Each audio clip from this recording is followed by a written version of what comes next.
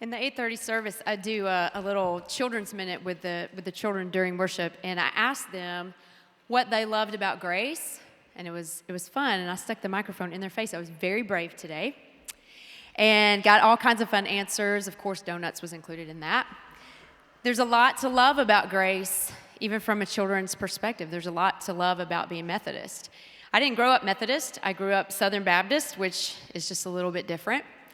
And I had a lot of great church experience. I had a lot of people who invested in me and taught me how to follow Jesus, and I'll always be thankful for that. But one of the things that drew me to being Methodist, it wasn't the only thing, but it was one thing, was summed up in a slogan that the Methodist Church had a few years ago before I was Methodist, and it was open doors, open hearts, open minds. And a friend of mine was just appalled at the open minds part of that slogan. And I remember him saying how dangerous it was to be open-minded, and it was going to cause all kinds of things to happen, horrible things. But I remember thinking, gosh, that's such a breath of fresh air to me. To be part of a group of people who follow Jesus faithfully without shutting their minds off, which I don't think God ever asked us to do. So Grace is my first Methodist church, and every time I walk in this place, I am grateful for that breath of fresh air that I breathe with all of you. We're part of a sermon series called The Magic of Methodism right now, and today we are going to hear from four members of our congregation, who are going to share with you why they have chosen to be Methodist and the impact it's had on their life. So I'd like to invite Todd Clay to come start sharing with us, and we look forward to hearing from the four of you this morning.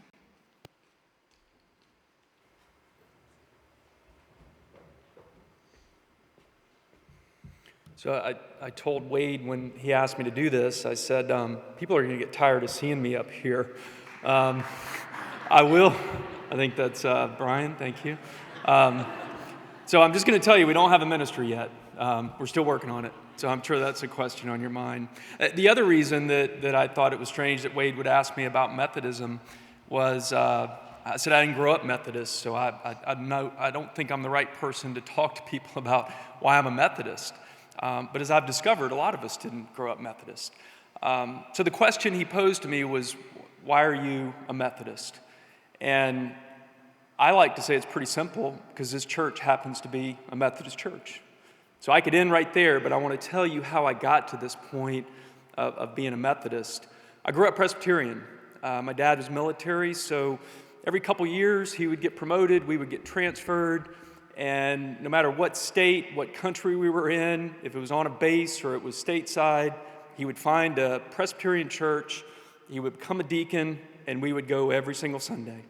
And what that taught me growing up, I feel like God put a certain denomination in my life for a certain time of my life. And so what that taught me as a young child, that one, you had to know about God. Two, you had to have some structure in your life. And three, you had to show up to church. Well, that was very helpful when I got to college, because a lot of freedoms were afforded me in college, like everybody. I went to a Southern Baptist school, Furman University, and there was a couple local churches, Southern Baptist churches around our college, and they're very good about feeding people, especially college students. So they would offer a free meal on Sundays if you'd go to church. So I was there every Sunday to get my free meal. But I also got a little bit of fire and brimstone, which I think I needed in college. A little beaten over the head, never hurt anybody, kept me on the straight and narrow. And then after college, got married, had kids, we moved to Birmingham. And so my wife was Presbyterian, and so we started looking around for Presbyterian churches. We visited churches all over Birmingham. My kids were 2 and 3. And I remember walking into some of these places, beautiful, beautiful churches, and saying, kids, don't touch anything, don't break anything. This looks like we got to be very careful. I remember that as a child, just that structure you had in church. So it wasn't that it was a bad church. The message didn't really resonate with us. The people, great people, but we just didn't feel like that was a place for us. So I remember one Saturday we were driving through the neighborhood. We happened upon this building. I thought it was a conference center. I had no idea it was a church. We drove around. We just said, wow, this looks like a nice building, nice landscape. Started to pull out, and there was a guy at the entrance going on to Sickert Hollow that was weed eating, cutting grass, sweat on his brow, been out there all day, a hot August day, rolled down the window, and I said, "Sir, what is this building? What is this place?" Well, it happened to be Keith Elder, and some of you out there know who Keith Elder was. You've been at this church long enough. He was the pastor. And he said, "Well, son," he had a way of saying that, "Well, son," he said, this is a Methodist church, and we'd love to see you here." I said, that's interesting. I don't know much about the Methodist church. He said, "Well, we love all people, we welcome all people, we serve, we talk about God, and we're doers." I said, "Wow, that resonates with me. I think I might want to bring my family here and let's see what this place is about." So sure enough, the next day, this was Saturday, Sunday morning, we showed up, kids in tow, 2 and 3 years old, and the first people that greeted us at that door were Pam Carter and Margaret Ann Mayfield. And they hugged our necks and they said, "Welcome." And I think for 11 years now, they're still hugging our necks and they're still saying, "Welcome." People, I've seen you in the congregation today, other people, David and Amy Miller. Remember listening to y'all sing up here in the choir. Beautiful voices, still here today. Brian and Rachel Coleman sitting in the back. They invited us to our first small group, introduced us to people. We got to know people. In the early service, Ben Contrada and Aaron Contrada were here. We were asked to start a small group on young married couples, and we were the only two in the small group. And that can get a little awkward sometimes. But we're both still married, so I think that small group worked out. I think about folks like Skip Kitchens, who was up here earlier. I don't want to embarrass Skip, but a few years ago, my wife and I went out to dinner for our anniversary. One of those times in your lives where budget's a little bit tight. We hadn't been on a date night in a couple years, and we said, we've got to go on a date. Let's go on a date. It's our anniversary. We went to a restaurant, saw Skip and Jenna there, and just said hi and went to pay our bill, and Skip had paid our bill. And I thought, I can't believe he would do something like that for us. That's the kind of people. I see Stephanie, Krista, Brooklyn, you're raising a wonderful daughter. And you allow me to teach that daughter in Sunday school for 3 years, to talk to her about Jesus. And I appreciate that. So what I'm trying to say is I think that the people define the denomination. And so here I am 11 years later, raised my kids in this church. I like to think about John Wesley and maybe what he started with that Methodist movement. I remember reading that John Wesley, he would gather people together in the Methodist movement and talk about community and talk about people and accountability, serving, getting to know Jesus, and above all, he taught people to agree to disagree. And I'd like to think that back when we first started 11 years ago here in this church, we met a lot of people that agreed to disagree, and that was 100 members. Now we have 400 members. And I think that's what I like about this church. And you know what? It just so happens to be a Methodist church, and that's why we come here. So thank you for your time. Thanks, Todd.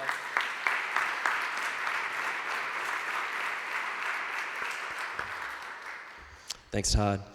I want to invite everyone just to reflect for maybe 1 minute or so on what God might be saying to you through Todd's journey.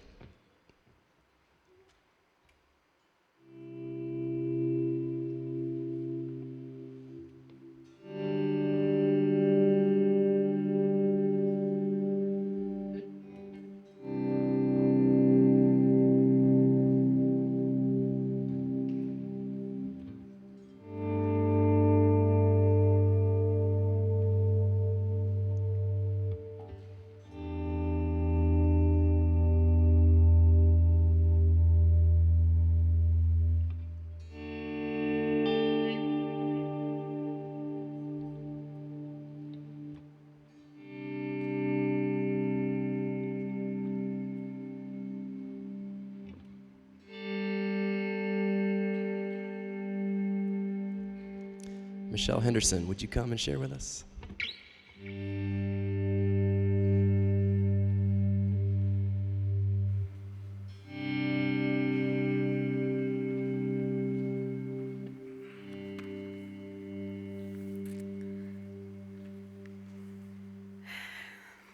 I was asked a very simple question, one that I should be able to answer quickly and easily, but when asked, I had no answer. Wade said, simply, I just want you to talk to everybody about why you're at a Methodist church. And I honestly couldn't remember why. So being very practical, I did what all of you planners and organized people might have done. I consulted my ancient emails and paper book planners and Google Calendar, and looked back 10, 11 years ago at the time when we started coming here, and I found my answer. It's not what I expected, but it was a God thing, so it was better than what I could have expected. So I'm going to walk you down that timeline, starting way back at the beginning. This wasn't in my planner, but it happened. The church where I grew up at is just down the road. It's First Christian Church Disciples of Christ over on Valleydale. This church was an amazing, open-minded, open-hearted church, and it raised me. I met my best friends. I had amazing adult leadership. My family was very active. It was just such a wonderful, supportive environment to grow up in. My church felt, and it still feels, like an extended family. And the building itself still feels like home. Then Andrew and I went off to college, and I met Andrew, and that guy. And a few days after we met, we started doing some church shopping. And we ended up attending a small Methodist church plant called Faith Bridge that we remained at throughout our college years. We always felt welcome, and I believed them when they said, like Dixie said, open hearts, open minds, and open doors. Again, the church felt like family, and the tiny space that we met in felt like home. In 2007, Andrew and I got married in Birmingham, and our wedding was officiated by our pastor from Boone. And as newlyweds, we lived in Charlotte for a bit. We church shopped together most Sundays, but we never really settled in a church. We kind of stayed under the radar, and whenever we'd go into a church, and honestly, I didn't like living in Charlotte, so I didn't really want to find a church home. I didn't want to get settled there. So we moved back to Birmingham in 2008, so we were only in Charlotte for a year. But church shopping ended up being a solo adventure because Andrew would work in churches as the sound guy, and I wasn't interested in going to a church that chose not to ordain women, so I didn't really feel like going to the church he worked in. So I went alone, and I would get there right after the service started. I'd get in, I'd get fed, and I'd get out before the chitter-chatter started. And that was fun for me. I enjoyed experiencing different music and structures and preaching styles, but Andrew and I wanted to worship together, and that was just too complicated. So I thought I'd try out the new church he worked at, Liberty Crossings, which is Grace now, in 2009. I knew the pastor here. It was Keith Elder at the time. He was the minister at my grandparents' church in Harpersville growing up. So I started worshiping here. But I'll admit, I was still in that get in, get fed, and get out before the chit-chat started kind of mindset. And I'll also admit that lasted for a few years. It wasn't until a couple years later that I found my place. Once the previous worship leader, Steve, figured out that the former sound guy, Andrew, could sing and play guitar, it was only a matter of time before he figured out that I sang too. So after 2 years of Andrew working here, I was asked to sing a song. It was called Blessings. And while singing, I started crying, because I do sometimes get emotional. And Wade came up to begin his sermon, and he thanked me for singing. And he said something like, if I sounded that good when I had a cold or allergies or something like that, then I'd be doing pretty good. And everybody laughed, whatever. And Steve asked me to sing again for some reason, and then I got into the praise team rotation, and I've been blaming my frequent tears during songs on allergies ever since. So, and that singing and being part of the praise team did help to rope me in, but it wasn't what kept me here. 2011 was a big year for us. I had a baby, Lucy, who's 9 now. I graduated occupational therapy school. I got a grown-up job. And I guess I was finally ready to make some new friends. So, and this is all according to my planner and my calendar. That's how I figured all this out. But anyway, we were asked to be part of a small group for misfits because we were the ones who kind of didn't live in Liberty Park. We were the ones who didn't fit the right age bracket to be in the current small group. So We kind of created our own, and it was wonderful. We met for dinner once a week for a few months. We would pass baby Lucy around while she slept. And this small group has kind of morphed into what is now the Foundations group here. It's a small group that we are honorary members of, which means we get invited to all the parties. I did get to go there this morning, though. That was nice. But anyway, so why am I Methodist? Because the small group method, it works. 10 years later, and my friend Courtney and the Heaths and the Bryants were all still here, and they're the reason I'm still here. The relationships we formed, the respect and the love I have for them, that's why I'm still here. Our tribe has grown and continues to grow. We stay connected to the Foundations group. We're part of the women's and men's groups. We know how important it is to be around these people, and we enjoy their company, so that helps, and we make an effort to do so. We're connected to this church because we're connected to the people here. Let's backtrack a little bit. In 2012, we finally accepted Wade's plea to join the church. I have the emails to prove we were asked to join at least 4 times. And we joyfully joined a Methodist church because these people, you people, feel like family. Just like First Christian Church and Faith Bridge felt like family. Now, I could choose to be at any church. Well, not any church, because I like to be in a place where I feel safe questioning and that welcomes all people. So my options are somewhat limited, but that's besides the point. I'm here because my family is here. The Methodist method of getting people together in small groups got me here, but my church family has kept me here. Thanks.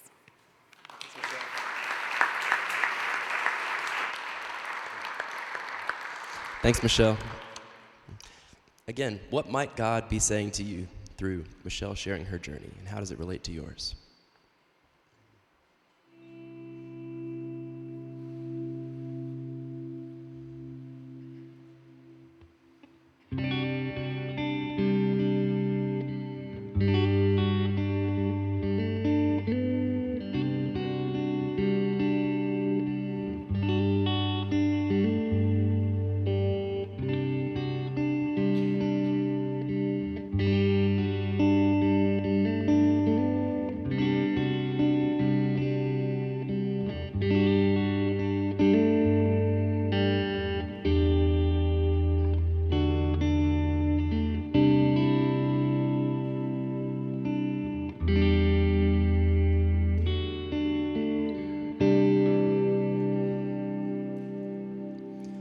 McGill, would you come share with us?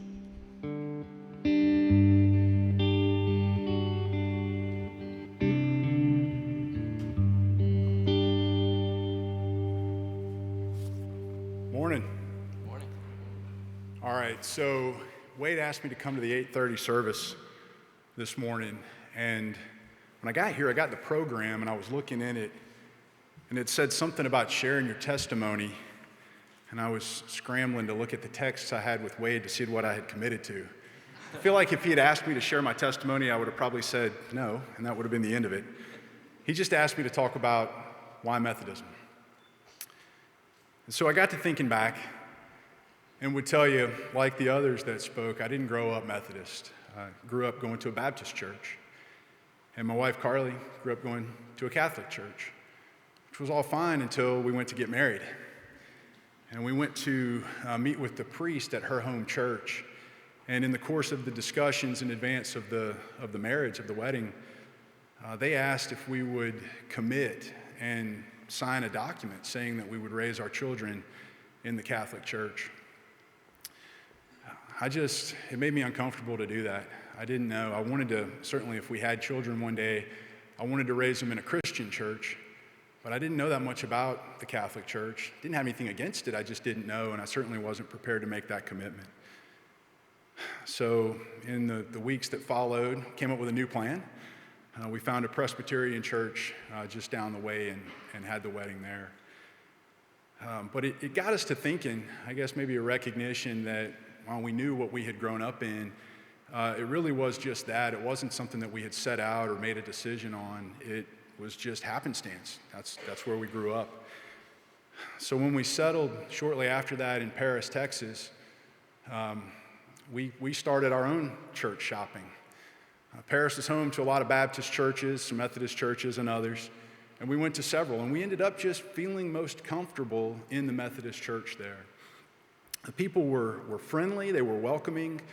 I felt like I could relax a little bit more and be myself. It didn't have quite the formality to it. It was comfortable, and we enjoyed it there. When we later moved to Atlanta, we did the same thing. We set out, we were looking for a church home, and again, we visited a few different churches, and once again, we settled on a Methodist church. It's just a good fit for us. The message was right, and we felt like we belonged there. About 7 years ago, we moved to Birmingham, about a mile up the road from here, and as we were getting settled, kind of remarked or joked that, the last couple times we've done this, we've ended up at a Methodist church, and there's one a mile up the road. It'd be really convenient if we liked it there. So that was the first place we came, was right here, Liberty Crossings at the time. And we did, we enjoyed it. We never went anywhere else. It was just a good fit for us. And I think, a little bit different at that time. Certainly when we were in Paris, when we were in Atlanta, it was Carly and I. We wanted to make sure that we felt comfortable. When we were in Birmingham, we had 2 young children at the time, Haley, Harper. They were 3 and 1. And I wanted to find a church that they would love, a place that they looked forward to going to. There was no sense of dread. It was just a place that they loved going, could learn about Jesus, could learn about the Bible, got the right kind of leadership and direction from the community that was around them. And we feel like we found that here for sure. So in reflection, when I look back, again, didn't grow up in the Methodist church, but every time we've sought a church home, we felt very comfortable here. Welcoming, not judgmental. I mentioned earlier in the first service, just the message on grace, on unconditional love. Kind of a recognition that we are falling short. We're sinners. We can't get there, but we're doing all that we can. We're striving. We help one another, and that's all we need. To me, that feels exactly like the kind of church that I want to belong in. And I appreciate for all of you, Todd, you mentioned a handful of folks this morning, and again in this service, you guys make the church, whether you're in our small group, men's groups, women's groups. This has become the place where, we count on our friends. The volunteers, the leadership, the direction that you provide our children, absolutely appreciated. So every time we've searched, we found ourselves at home in a Methodist church. Thank you.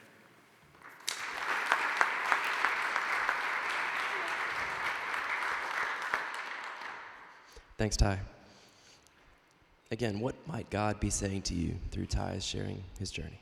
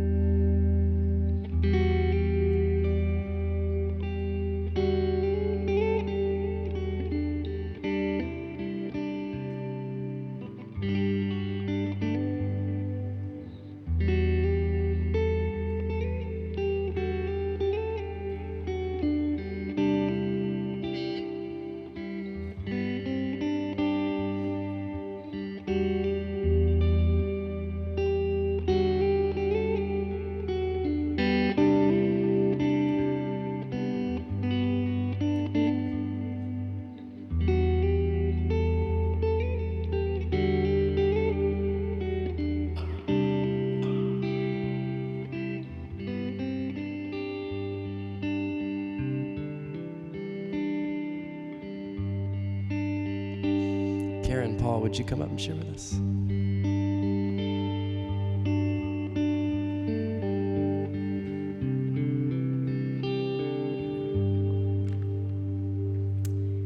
Good morning.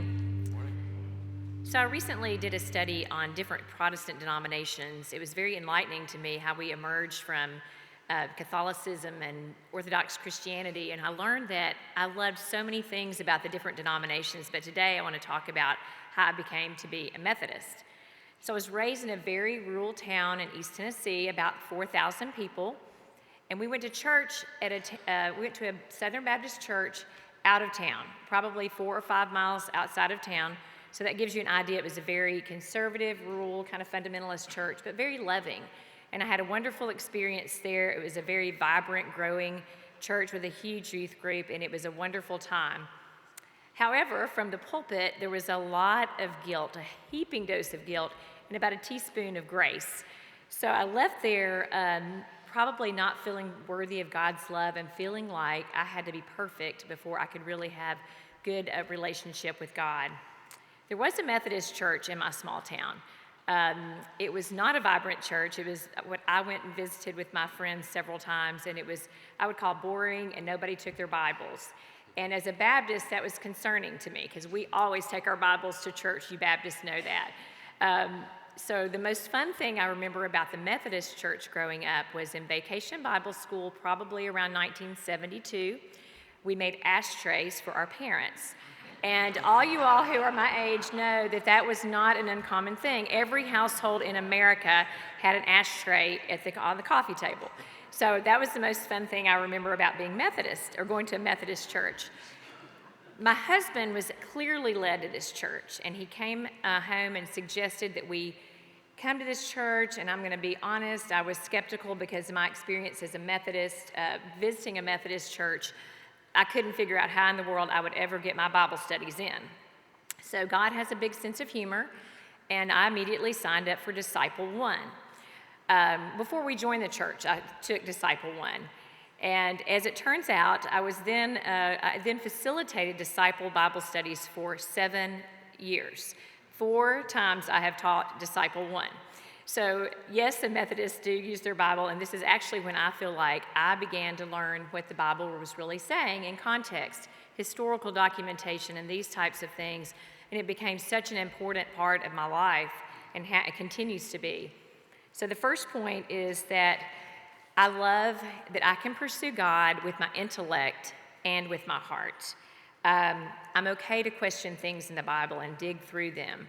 I've heard Wade say up here before that you're welcome to come to this church even if you aren't sure you even believe in God. Come on. And I love the freedom that that gives me. So I will say that my time here, I have replaced guilt with grace and fear with freedom. And I feel free now to love God and feel loved by God no matter how imperfect I am. My uncertainty has given me security, the ability to be free not to have all the answers. Another thing I love at this Methodist church in particular is the worship style. I love that we blend the high church traditions of saying the Apostles' Creed or the Nicene Creed, kneeling for communion, the acolytes, and different things that are old church tradition, old hymns. But I love the praise and contemporary worship that we blend in with that. I love that Methodists tend to be ecumenical. They're willing to work with other denominations to achieve our common goal of loving God, and I love that without trying to convert them to our way of thinking. Adam Hamilton's book, Christianity's Family Tree, he calls Methodism people of the extreme center. He goes on to quote Bishop Scott Jones, who says, "The center is a very hard position to maintain because there are always people who are sniping at you from the extremes.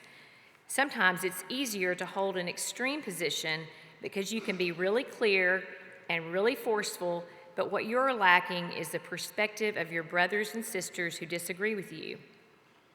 By occupying the extreme center, we see the value of both sides and try to carve out a position, whether it involves theology or social justice, that embraces the whole gospel.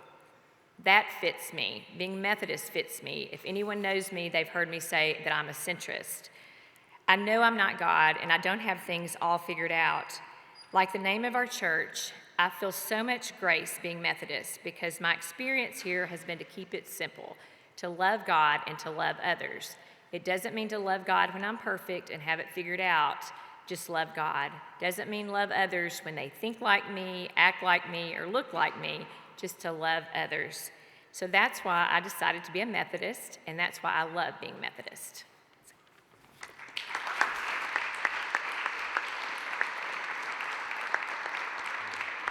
Thanks, Karen. What might God be saying to you through Karen sharing her journey?